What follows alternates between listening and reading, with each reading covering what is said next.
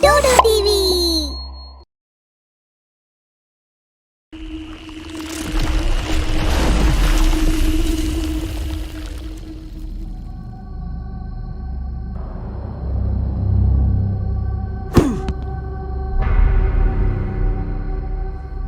अरे वाह, खाने के लिए आम भी है यहाँ, पर पेड़ तो बरगद का है।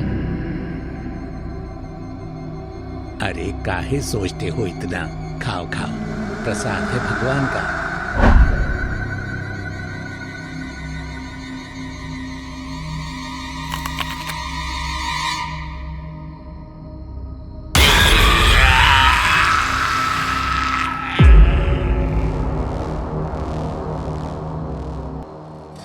जंगलों को काटकर बिल्डिंग्स बनाने का काम जोर शोर से चल रहा था। कुछ सालों बाद यहाँ सिर्फ इंसानों के घोंसले होंगे। पंछी अपना रास्ता नापें, दुनिया बहुत बड़ी है, कहीं तो वो भी रह ही लेंगे। परेशान दिख रहा था तो सिर्फ एक शख्स। तेज तेज हाथ चलाओ, 15 दिन में पूरा जंगल साफ करना है। बेवकूफ लोगों, पूरा जंगल काट दोगे क्या? अरे पागल हो गए हो क्या तुम लोग? यहाँ फैक्ट्रीज लगेंगी, अब कुछ टाइम बाद सरकार को टैक्स मिलेगा और आसपास के लोगों को नौकरी।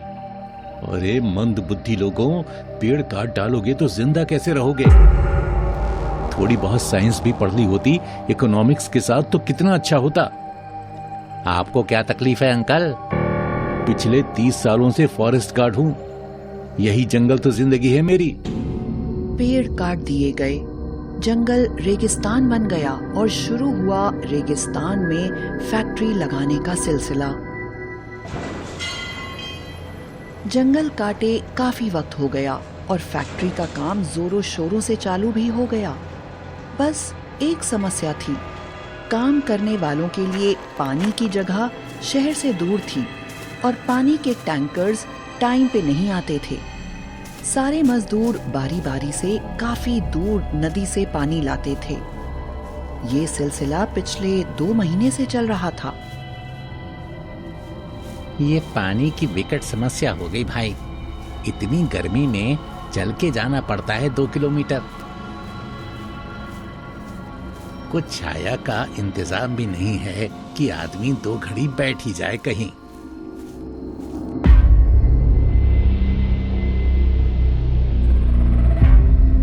लगता है जबान पे सरस्वती ही बैठ गई भैया। छाया मांगी और पेड़ मिल गया। बंगला मोटर कार दिला दे, एक नहीं तो 4 दिला दे। हैं, आया क्या? सरस्वती माँ खुद कमल के पुल पे बैठती हैं और तुझे बंगला मोटर कार दिला दे। वाह रे मेरे भगवान। चलो भाई, बंगला नहीं है पर पेड़ तो है, थोड़ा आराम करते हैं। हाँ चलो।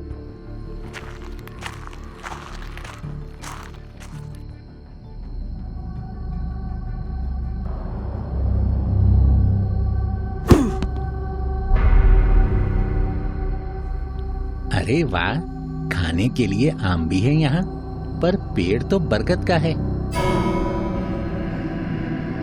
अरे काहे सोचते हो इतना, खाओ खाओ, प्रसाद है भगवान का।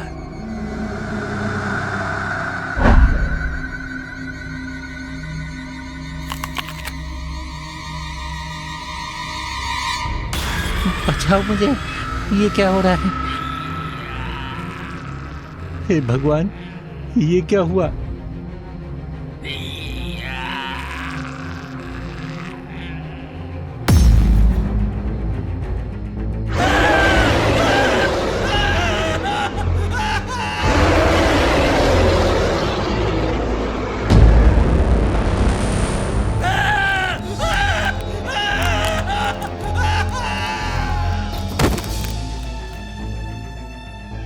इस हादसे के बाद लोगों की रूह कांप गई।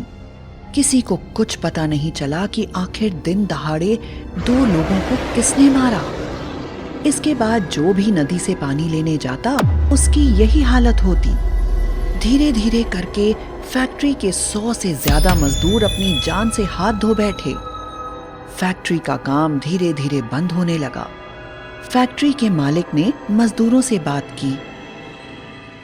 अरे तुम लोग काम से क्यों भाग रहे हो? मालिक, पिछले 1 महीने में हमारे 100 से ज्यादा साथियों को किसी ने मार दिया। जब तक हमें पता नहीं चल जाता ये क्या हो रहा है, हम काम पर नहीं जाएंगे। काम बंद। ठीक है, मैं पता करता हूँ ये चल क्या रहा है।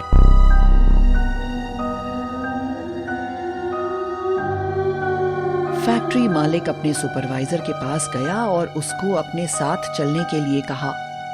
दोनों वीरान रास्ते से होकर नदी की तरफ चलने लगे। आखिर इस रास्ते पे ऐसा है क्या जो हमारे इतने मजदूरों की जान चली गई? झूठे हैं मजदूर साहब, कामचोर हैं सब। कोई ना कोई चाल है उनकी अपने पैसे बढ़वाने की। एक तो शहर से इतनी दूर मजदूर मिलना भी आसान बात नहीं है, ये पता चल गया है उन्हें अब। हो सकता है नदी में डूबने की वजह से जान चली गई हो, आसपास कोई दलदल हो, बाकी तो कुछ और समझ में नहीं आ रहा मुझे।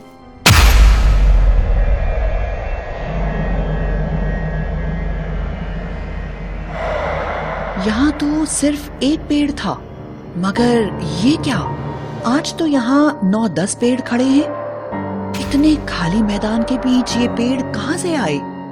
सुपरवाइजर ने तो अपनी आंखों के सामने जंगल साफ करवाया था। ये पेड़ कैसे आया यहाँ और इतने बड़े भी हो गए? चलो चल के देखते हैं।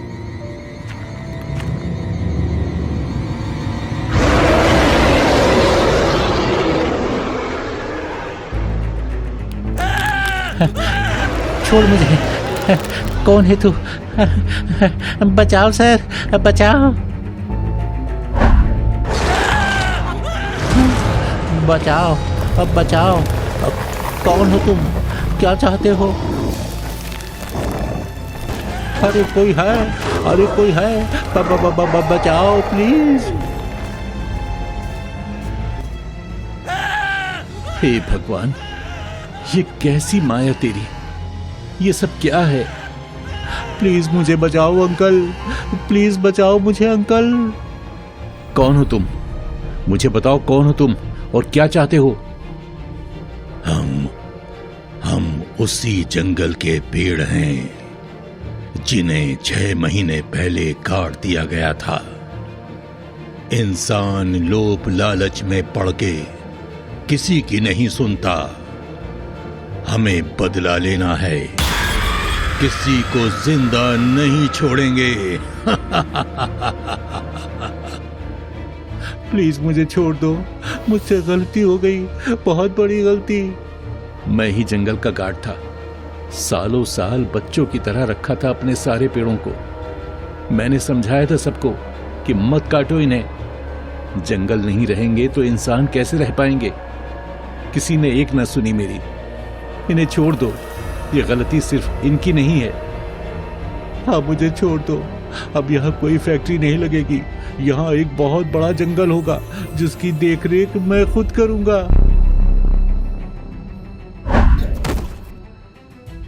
अगर मिलके एक दूसरे का ध्यान रखेंगे तो जिंदगी कितनी आसान हो जाएगी। जाओ और जो वादा किया है उसे पूरा करो। आज अगर ये गार्ड नहीं होते यहाँ तो तुम्हें जिंदा नहीं छोड़ते हम।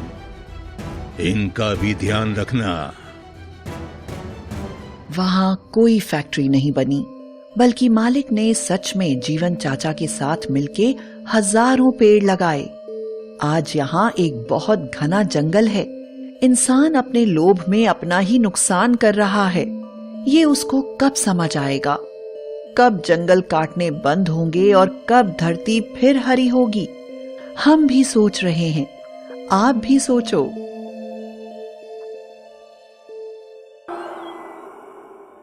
चंडीगढ़ शहर में आकाश, अमर, रीना और प्राची 4 दोस्त रहते थे।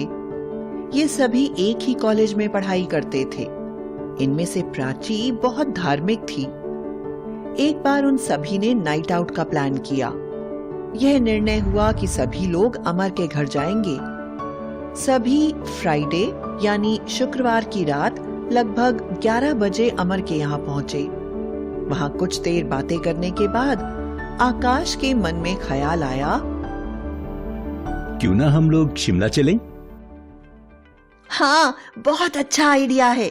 हम सब बहुत मजे करेंगे और फिर हम चारों कभी भी एक साथ शहर के बाहर गए भी तो नहीं है। इसी बहाने हमारी ट्रिप भी हो जाएगी। नहीं नहीं, इस समय पहाड़ों में जाना ठीक नहीं है। लेकिन क्यों प्राची, इसमें प्रॉब्लम ही क्या है? एक तो रात में ड्राइव करना रिस्की है और पहाड़ों में भूतिया घटनाएं बहुत होती हैं। प्राची, तुम 21वीं सदी की लड़की हो और आज भी इन सब बातों में विश्वास करती हो? अरे दिमाग खराब हो गया है तुम्हारा। हाँ प्राची, यहाँ हम सब मस्ती करने के लिए आए हैं और तुम ये भूत प्रेत की बातें कर रही हो। देखो प्राची, हम सब साथ में ही तो हैं। तुम बिल्कुल चिंता मत करो। जैसा तुम सोच रही हो ऐसा कुछ भी नहीं होगा।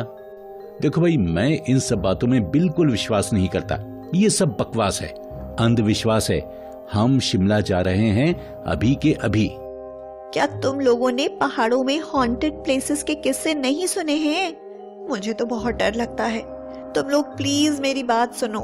हम कल सुबह भी चल सकते हैं। किसी ने भी प्राची की बात नहीं सुनी और प्राची को भी मानना पड़ा। रात में लगभग 12 बजे वे सभी शिमला के लिए निकले। थोड़ा थका हुआ महसूस होने पर वे सभी एक ढाबे पर चाय पीने के लिए रुके और फिर चल पड़े। रीना ने कहा, क्यों ना हम अंताक्षरी खेलें? ऐसे हमें मजा भी आएगा और समय का भी पता नहीं चलेगा। 2:30 बजे तक तो हम शिमला में होटल तक पहुंच जाएंगे। हाँ हाँ, बिल्कुल खेल सकते हैं। समय बिताने के लिए करना है कुछ काम, शुरू करो अंताक्षरी लेके भूत का नाम। अब तुम लोग मेरा मजाक बनाना बंद करो। हाँ। सुनसान रास्तों पर वो लोग शिमला की ओर बढ़ रहे थे। प्राची अंदर से बहुत घबराई हुई थी, लेकिन दोस्त उस पर हंसेंगे इसलिए वो कुछ कह नहीं पा रही थी। सबने अंताक्षरी खेलना शुरू किया। पहला गाना रीना ने गाया, मेरा नाम चिन चिन चू, बाबा चिन चिन चू, रात चांदनी में और तू, hello mister, how do you do. डम डम डिगा डिगा, मौसम भीगा भीगा, बिन पिए मैं तो गिरा, मैं तो गिरा, मैं तो गिरा, हाय अल्लाह सूरत आपकी सुभान अल्लाह, हाय अल्लाह सूरत आपकी सुभान अल्लाह। है ये दोस्ती यारो जिंदगी, इसका एक पल जैसे एक सदी, प्यार में जियो इतना जान लो, दिल ने जो कहा उसको मान लो। लिखे जो खत तुझे वो तेरी याद में। जैसे ही आकाश ने गाया, उसके साथ साथ किसी लड़की की आवाज भी आई, जैसे कोई उसके साथ गा रहा हो। लिखे जो खत तुझे वो तेरी याद में, हजारों रंग के। सब कुछ देर के लिए शांत हो गए और एक दूसरे को देखने लगे। आकाश ने फिर से गाना शुरू किया और आवाज फिर से आने लगी। ये आवाज उनकी कार में से ही आ रही थी, जैसे उनके साथ कार में कोई 5वां व्यक्ति भी बैठा हो। अरे, ये आवाज कहाँ से आ रही है? प्राची, ये तुम ही कर रही हो ना? तुम मुझे डराने की कोशिश कर रही हो, लेकिन मैं इतनी आसानी से नहीं डरने वाला। प्राची तो डर के कारण पसीने से भीग गई थी। वह बोली, नहीं नहीं आकाश, मेरा विश्वास करो, मैंने कुछ भी नहीं किया है। मुझे तो बहुत डर लग रहा है। आकाश, तुम फिर से गाओ।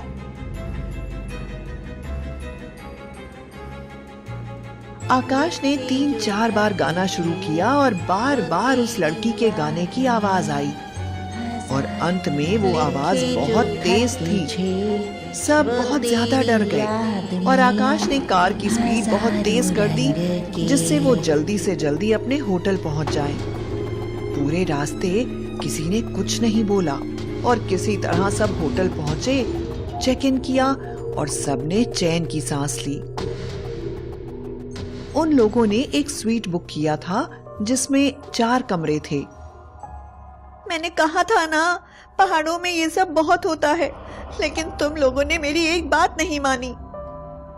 मुझे तो अभी भी तुम पर ही शक है, जरूर तुमने ही कुछ किया था। प्राची परेशान होकर अपने कमरे में चली गई। थोड़ी देर बाद सबने खाना खाया और सोने चले गए। प्राची ने रीना से कहा, मैं तुम्हारे कमरे में सो जाऊंगी रीना, मुझे बहुत डर लग रहा है। हाँ ठीक है प्राची। लगभग 3 बजे आकाश के कमरे के दरवाजे को कोई बहुत जोर जोर से खटखटाने लगा। आकाश बहुत गहरी नींद में था। उसे लगा उसके दोस्त उसे परेशान कर रहे हैं। मन ही मन गुस्से में कुछ बोलता हुआ वो दरवाजा खोलने के लिए आया। देखा तो वहां कोई नहीं था। अरे ये क्या तरीका है? अमर, रीना, प्राची, अरे कहां हो तुम लोग? दरवाजा खटखटाकर चुप हो गए। मुझे सब पता है। लेकिन किसी की आवाज नहीं आई। आकाश ने दरवाजा बंद करते हुए मन में ही कहा कि अब वे आएंगे तो वह खोलेगा ही नहीं। जैसे ही आकाश वापस अपने बेड पर आकर लेटा, उसे फिर से उस लड़की के गाने की आवाज आने लगी। अभी न जाओ छोड़ के, ये दिल अभी भरा नहीं। नहीं, ऐसा नहीं हो सकता। मैंने जरूर कोई सपना देखा होगा। लेकिन वो गाने की आवाज जब बार बार आती रही, तब आकाश को विश्वास हो गया कि नहीं, यह सपना नहीं है, यहाँ जरूर कोई है। डर के कारण उसका पूरा शरीर पसीने से भीग गया। उसने अपने दोस्तों को आवाज देने की कोशिश की, लेकिन उसकी आवाज ही नहीं निकल रही थी। अचानक ही उसे एक परछाई दिखाई दी। उस परछाई से आवाज आई, तू ही बोलता था ना कि मैं नहीं हूँ, देख अब मैं तेरे सामने हूँ। और फिर वो उसे गाना गाने के लिए कहने लगी।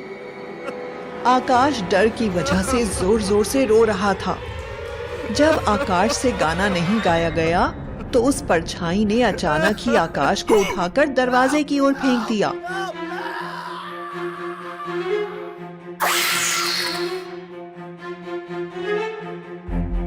आकाश दरवाजा खोलने के लिए आगे बढ़ा, लेकिन दरवाजा नहीं खुला। उस परछाई ने आकाश को गर्दन पकड़कर उठा लिया, जिससे वह तड़पने लगा और थोड़ी ही देर में आकाश का दम निकल गया। सुबह उठकर जब रीना आकाश को उठाने आई तो देखा कि उसके कमरे का दरवाजा तो खुला हुआ था और आकाश का शव जमीन पर था। वो चिल्लाती हुई बाहर आई। इसके बाद अमर और प्राची भी वहां पहुंचे। किसी को भी विश्वास नहीं हुआ कि एक रात में यह क्या हुआ। दोस्त को खोने के दुख में वे सभी बुरी तरह रो रहे थे और अंततः 4 दोस्तों की जगह 3 दोस्त अपने शहर वापस गए। रात होते ही अमर की तबीयत बिगड़ने लगी। उल्टियां, बुखार और सिर दर्द के मारे अमर का बुरा हाल था। प्राची ने अमर को फोन किया तो उसको समझ आया कि ये किसी बुरी आत्मा का ही काम है। उसने रीना को भी फोन किया तो पता चला वो बिल्कुल ठीक है, पर बहुत डरी हुई है। प्राची और रीना ने डिसाइड किया कि वो रात में अमर के घर पर मिलेंगे। रात होते ही वो अमर के घर पहुंच गए। वो एकदम नीला पड़ चुका था और दर्द के मारे कराह रहा था।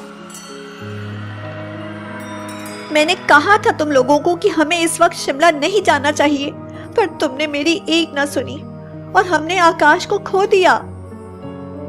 तुम दोनों ये अंगूठियां पहन लो। मेरी माँ सिद्ध बाबा के मंदिर से हम सबके लिए लेकर आई थी। इसे पहनने के बाद तुम्हें कुछ नहीं होगा। मुझे तो अभी भी विश्वास नहीं हो रहा कि ये सब किसी आत्मा का काम है। मुझे भी। इस जमाने में भला ऐसा कैसे हो सकता है? मैं ये अंगूठी नहीं पहनूंगी। तभी अचानक से उसी लड़की की गाने की आवाज आती है। अभी न जाओ छोड़ के कि दिल अभी भरा नहीं। सब चौंक जाते हैं और डर के मारे अपनी जगह जम जाते हैं। अमर कांपने लगता है, कुछ बोलने की कोशिश करता है पर आवाज नहीं निकल पाती उसकी। अचानक से वही होटल वाली परछाई सबके सामने आती है और जोर जोर से हंसने लगती है। देख, अब मैं तेरे सामने हूँ। तू ही बोलता था ना कि मैं नहीं हूँ। वो रीना की तरफ देखती है। ए लड़की, चल माँ से गाना शुरू कर। सब बहुत डरे हुए हैं और ऐसे में गाना गाना लगभग नामुमकिन है। सब एक दूसरे की तरफ डरी हुई निगाहों से देखते हैं। गा, वरना अभी तेरा खून पी जाऊंगी। रीना डरी हुई आवाज में गाने लगती है। मेरा नाम है हसीना, मेरा निकल गया पसीना।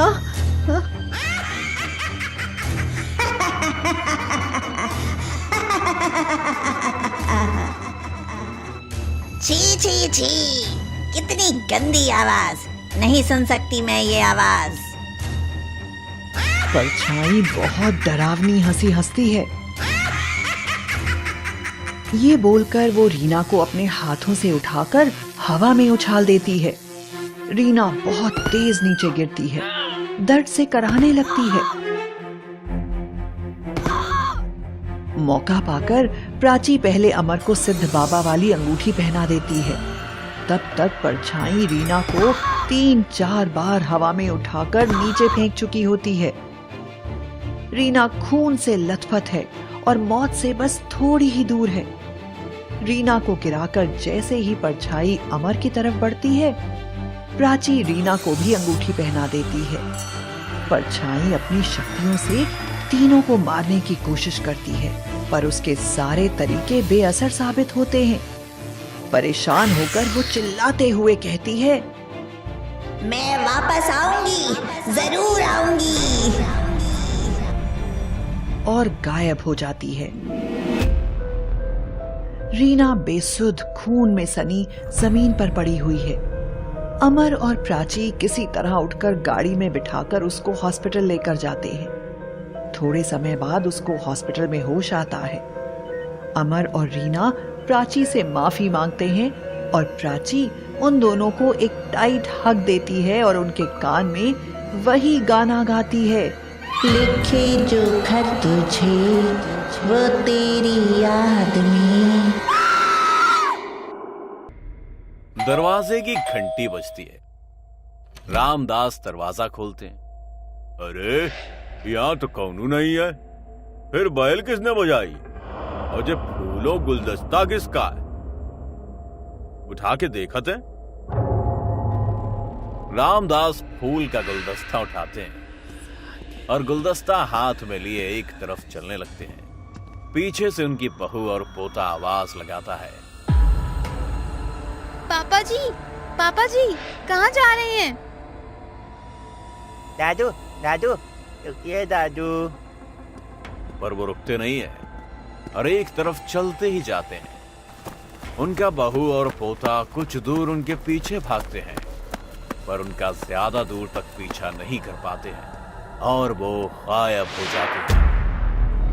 माधोपुर गांव में ये घटना आज पहली बार नहीं हुई थी, बल्कि पिछले कुछ दिनों से इस गांव में लगभग हर रोज ही ऐसा कुछ ना कुछ हो रहा था। गांव के बुजुर्ग इसी तरह गायब होते जा रहे थे। पहले तो किसी को कुछ समझ नहीं आया, पर अब गांव के लोग इस बात को समझ गए थे कि दरवाजे पर कोई एक गुलदस्ता आता है, और फिर बुजुर्ग व्यक्ति उस गुलदस्ते को जैसे ही उठाते हैं, उसके पीछे न जाने कहां चले जाते हैं। पर इस गुलदस्ते का राज क्या है, ये गांव वाले समझ नहीं पा रहे हैं। इसलिए अब उन्होंने तय किया है कि वो इस राज का पता लगा कर ही रहेंगे। अबे कल हमारे चाचा को भी गुलदस्ता मिला, वो भी न जाने कहां चले गए बे। अब इसी तरह गांव बूढ़े लोग न जाने कहां गायब हो रहे बे। हमको उन्हें ढूंढना पड़ेगा, वो जानना पड़ेगा कि आखिर ये सब के पीछे बात क्या है भैया। हाँ तुम ठीक कह रहे हो, कुछ तो बात है, वरना इस तरह से इतने कम दिनों में हमारे गांव के इतने बुजुर्ग कहाँ चले गए। हम पता करके ही रहेंगे आखिर वजह क्या है। हम सबको चौकन्ना रहना होगा। हम एक काम करते हैं, गांव में जो थोड़े बुजुर्ग बचे हैं उन्हें पंचायत भवन में ले आते हैं, और फिर आसपास छिपकर हम देखते हैं कि आखिर हो क्या रहा है। गांव के बाकी लोग भी हाँ में सर हिलाते हैं और सब अपने प्लान को पूरा करने में लग जाते हैं। गांव के बचे हुए बुजुर्ग पंचायत भवन में आ जाते हैं और बाकी सब लोग इधर उधर छिप कर देखते हैं कि अब होगा क्या। सुबह से शाम हो जाती है, पर आज कोई गुलदस्ता नहीं आता है। तभी अंबरनाथ को प्यास लगती है और पानी पीने पंचायत भवन के सामने के नल पर वो आते हैं और वहां उन्हें एक गुलदस्ता दिखता है। गुलदस्ता उठाकर वो भी एक तरफ चलने लगते हैं। अबे वो देखो अंबर काका कहीं जा रहे, उनके हाथ में गुलदस्ता भी है। चलो सब तरफ से उनका पीछा करते हैं बे। सभी लोग ऐसा ही करते हैं।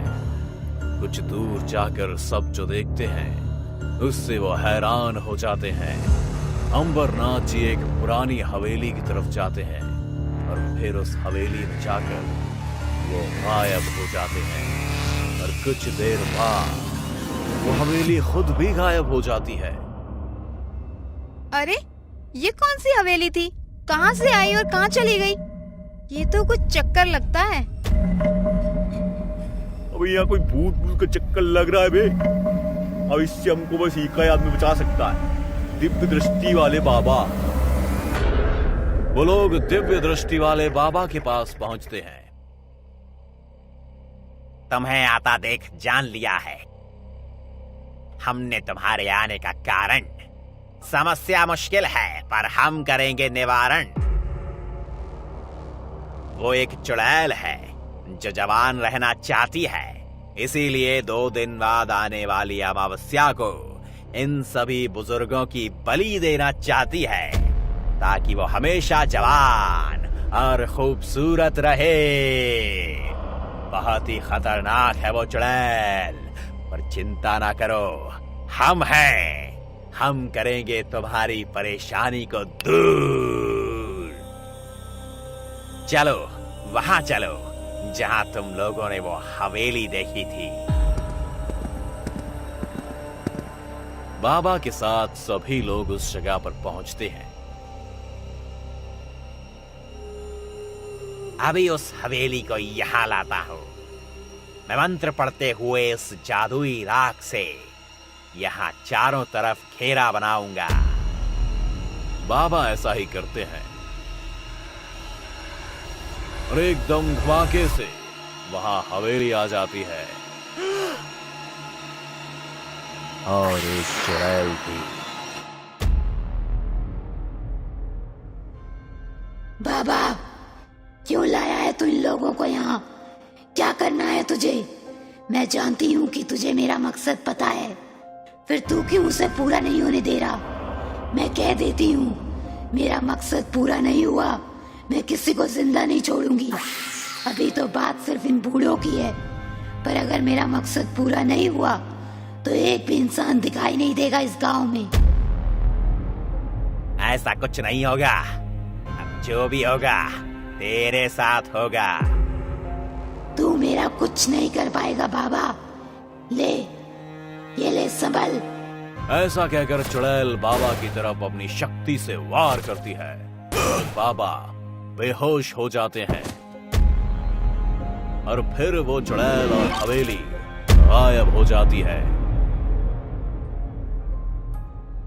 सब लोग बाबा को लेकर वहां से जाते हैं। बाबा को अगली शाम को होश आता है। चुड़ैल, चुड़ैल, छोड़ूंगा नहीं मैं तुझे। मैं यहाँ कैसे आया? वो हवेली, वो चुड़ैल कहाँ गई? गांव वाले बाबा को सारी बात बताते हैं। कोई बात नहीं। अगर कल वो चालाक चुड़ैल जीत गई तो क्या हुआ? आज तो उसे मरना ही होगा और किसी भी हालत में मुझे आज ये काम करना ही होगा, क्योंकि कल अमावस की रात है और जो भी करना है वो आज ही करना होगा।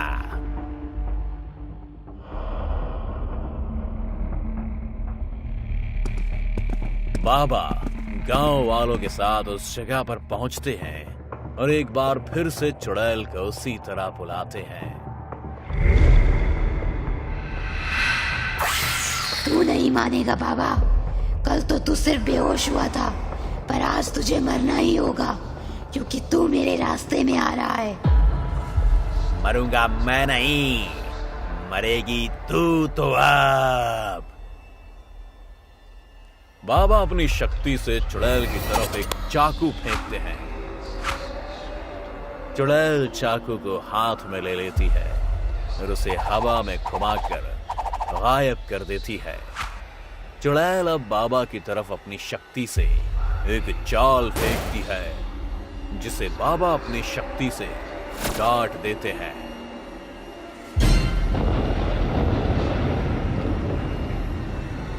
लगता है तुझे मारने के लिए मुझे अपने सबसे ताकतवर अस्त्र का इस्तेमाल करना होगा। ऐसा कहकर बाबा कुछ मंत्र पढ़ते हैं और उनके हाथ में एक तलवार आ जाती है, जिसे बाबा चुड़ैल की ओर फेंकते हैं और चुड़ैल मर जाती है। चुड़ैल के मरते ही उस हवेली में से सारे बुजुर्ग भी बाहर आ जाते हैं। सब बाबा का कोटि कोटि धन्यवाद करते हैं और वहां से चले जाते हैं और हंसी खुशी रहने लगते हैं।